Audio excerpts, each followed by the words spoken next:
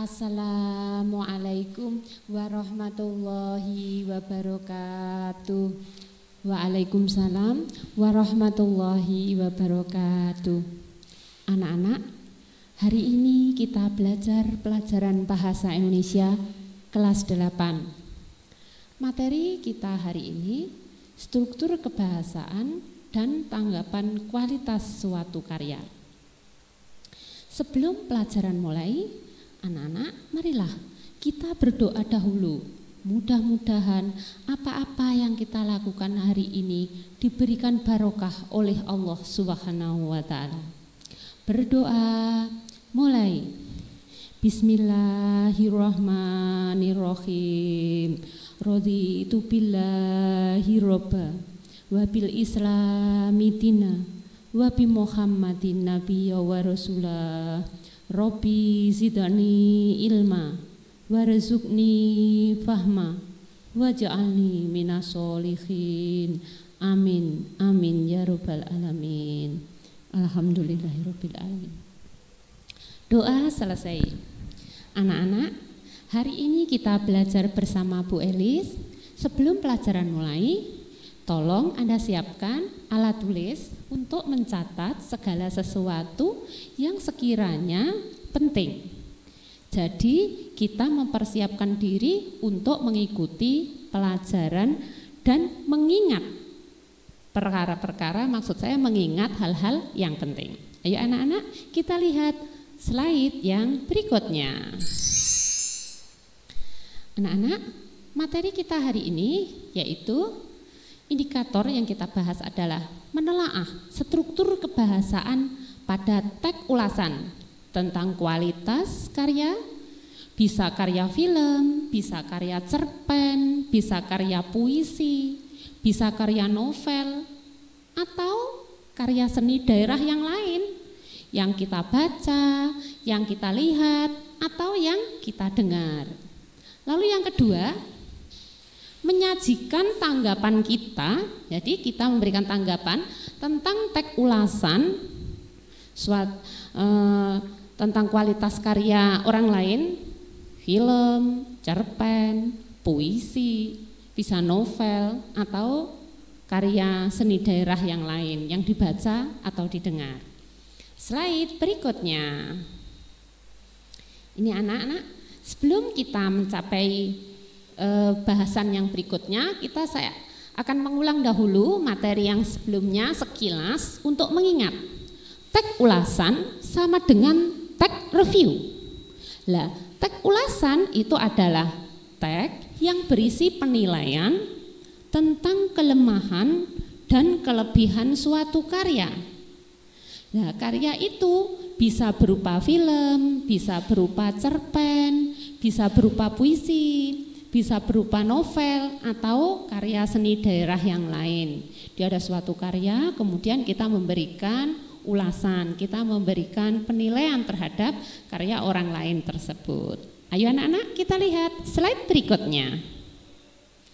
Nah, struktur teks ulasan itu ada 5. Yang pertama, identitas. Jadi tanda, identitas atau tanda. Judul, misalnya judul film, kalau ini judul buku, kalau misalnya itu lagu, ya judul lagu, berarti judulnya.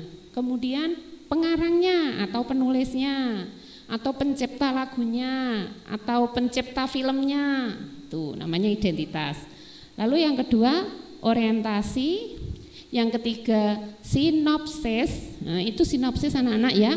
Sinopsis itu adalah ringkasan suatu cerita, namanya sinopsis. Lah, ringkasan cerita itu pada mulanya itu panjang, lebar, kemudian itu berbelit-belit. Kalau kita bentuk sinopsis, kalau kita ringkas, itu akan berubah menjadi cerita ringkas yang mudah dipahami. Jadi kita mudah menyerap apa isi suatu buku tersebut, atau karya seni tersebut, atau puisi tersebut, atau novel tersebut. Jadi karya seninya itu macam-macam, kita bisa membuat ringkasannya. Lalu yang keempat, analisis, menganalisis atau meneliti. Yang kelima, evaluasi. yuk kita lihat slide berikutnya. Ini anak-anak ya, untuk ciri kebahasaan pada teks ulasan. Nah, ciri kebahasaan pada teks ulasan itu ada dua. Yang pertama, memakai kalimat yang menyatakan berpihak pada pemilik suatu karya. Jadi orang yang menikmati karya itu mendukung, kemudian menyemangati, kemudian menyetujui, kemudian memberikan aplaus, itu berarti menyatakan berpihak, menyatakan setuju, mengatakan mengikuti, mengatakan menikmati dari suatu karya. Lalu yang kedua, memakai kalimat-kalimat yang berisi dukungan, jadi mendukung kepada pemilik karya tersebut. Misalnya ada sebuah buku, kemudian buku itu bercerita tentang sesuatu hal yang sangat menyenangkan. Kemudian kita menyatakan, menatakan jempol, itu berarti termasuk ulasan bahwa kita senang dengan karya orang lain. Menyatakan diri dengan tepuk tangan misalnya. Tetapi untuk teks ulasan ini kita menyatakannya dengan tulisan. Nah, itu namanya ciri teks kebahasaan teks ulasan. Yuk kita lihat slide berikutnya. Nah, untuk yang ini menyajikan tanggapan terhadap kualitas karya berbentuk teks ulasan. Jadi orang lain itu menciptakan suatu karya, ada karya-karya itu macam-macam, ada yang berbentuk barang, ada yang berbentuk jasa, ada yang berbentuk tulisan, ada yang berbentuk novel, ada yang berbentuk karya seni daerah, macam-macam. Kita menentukan identitas karya yang akan kita ulas. Lalu yang kedua, kita baca dahulu, kita tonton dahulu, kita nikmati dahulu karya orang lain itu. Lalu yang ketiga, menentukan garis besar suatu karya, jadi diambil poin-poinnya. Lalu yang keempat, menuliskan ulasan. Jadi ulasannya itu apa? Tentang karya tersebut, ditulis kelebihannya apa, kekurangannya apa. Lalu yang kelima, memberikan dorongan kepada orang lain untuk menikmati karya tersebut. Jadi memberitahu kepada orang lain bahwa ada bentuk suatu karya yang wujudnya seperti ini gitu. Kita memberikan dorongan, kita memberikan semangat kepada orang lain untuk menikmati karya tersebut. Ayo anak-anak kita lihat slide berikutnya. Ini ada sebuah contoh teks ulasan dari sebuah buku. Pengarangnya bernama Terelie. Lah, Terelie itu mengarang sebuah buku berjudul Pulang. Diterbitkan oleh penerbit buku Republik Penerbit. Tebal bukunya 400 halaman anak-anak. 400 halaman. Terus diringkas ini ya. Kota tempat terbit itu Jakarta. Diterbitkan bulan November 2015. Nah, karena buku itu sangat laris, ini dicetak untuk yang ke-8 kali. Nah, cetakan ini karena membuktikan bahwa banyak pembaca yang senang kepada tulisan Terelie ini. Tulisan Terelie ini menceritakan keluarga mafia. Ceritanya benar-benar membuat bulu kuduk kita itu berdiri. Bahasanya mudah dipahami dan sangat mudah dicerna. Bagaimana cerita selanjutnya? Ayo kita lihat slide berikutnya. Ini anak-anak ya. Sisi lain keluarga mafia. Cinta dua sejoli yang tidak direstui oleh orang tuanya. Karena orang tuanya tidak setuju, tetapi cinta kedua sejoli itu tetap nekat, akhirnya direstui oleh orang tuanya, tetapi keduanya itu disuruh pergi dari rumah. Setelah menikah, keduanya mengasingkan diri ke hutan Sumatera. Mereka terusir dari silsilah keluarga. Anak mereka bernama Bujang. Ini mereka itu mempunyai anak laki-laki bernama Bujang. Ayahnya seorang jagal, ibunya dari keluarga terhormat. Setelah Bujang atau anaknya itu menginjak dewasa, ayahnya didatangi oleh seorang konglomerat. Lah, konglomerat itu teman ayah Bujang. Beliau melihat Bujang yang tampak tampan menawan. Bujang tidak kenal sekolah karena disekolahkan karena dia tinggal di hutan Sumatera. Karena melihat Bujang seperti itu, konglomerat itu berjanji, ayo nak, ayo sekolah. Dah, nanti saya rawat, nanti tinggal di rumah, tinggal di rumah saya. Ayo Bujang, ikut sekolah, wong anak bagus-bagus kok nggak sekolah. Itu setelah itu Bujang akan dirawat seperti anak sendiri oleh konglomerat teman ayah.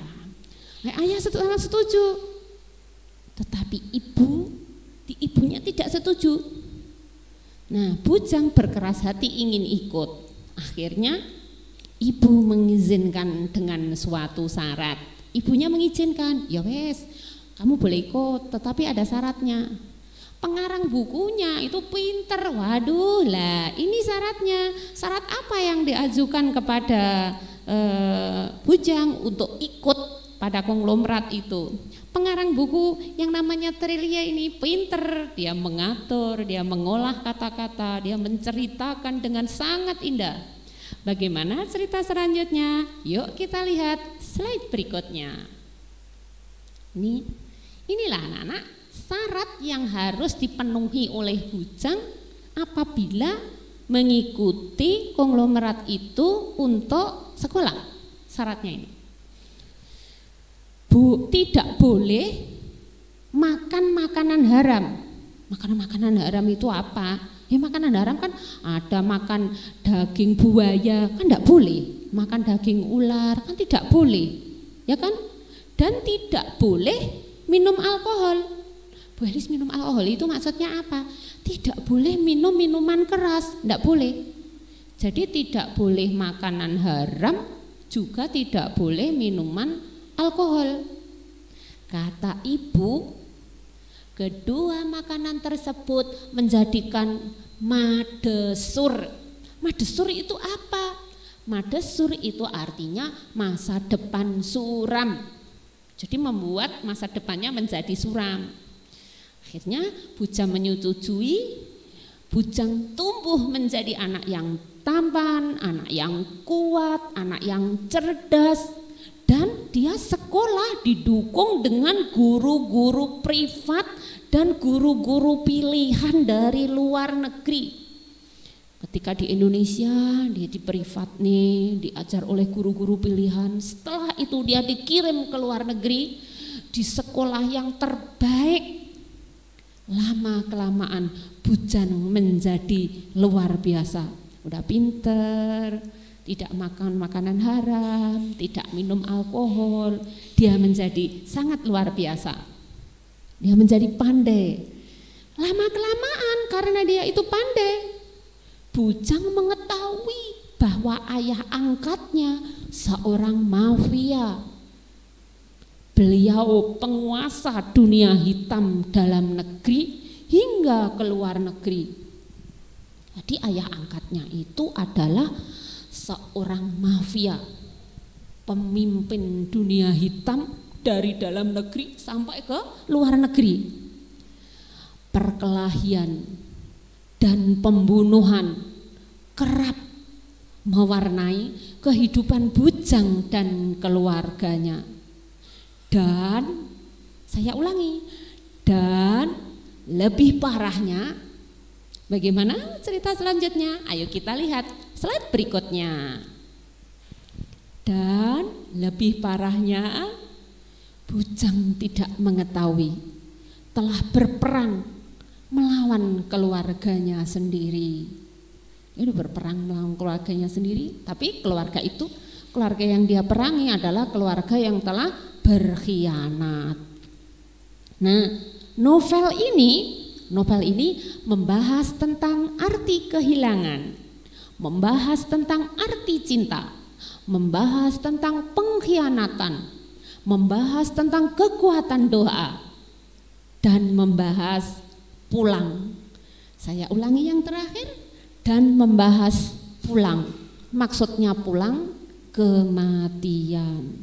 Semuanya di antara kita menanti pulang ke pangkuan Allah Subhanahu wa Ta'ala. Jadi teks ulasan di sini dituliskan bahwa novel ini membahas tentang arti kehilangan, arti cinta, arti pengkhianatan, arti kekuatan doa, arti pulang, dan semuanya akan pulang kepada Allah Subhanahu wa Ta'ala. Ceritanya sangat menyenangkan, sangat indah, bahasanya mudah dicerna, bukunya mudah didapat. Harapannya, saya ulangi, harapannya Anda nanti akan mampu menuliskan bentuk-bentuk tulisan seperti ini dan bisa mendatangkan rezeki atau mendatangkan uang. Kalau Anda bisa menulis novel, kemudian novel itu berhasil diterbitkan, maka Anda akan mendapatkan uang langsung dari rekening Anda. Gitu. Yuk kita lihat slide berikutnya. Itu aja anak-anak ya. Semoga apa-apa yang saya sampaikan bermanfaat untuk kita semua. Amin ya rabbal alamin. Terima kasih. Saya ucapkan wassalamualaikum warahmatullahi wabarakatuh. Waalaikumsalam warahmatullahi wabarakatuh.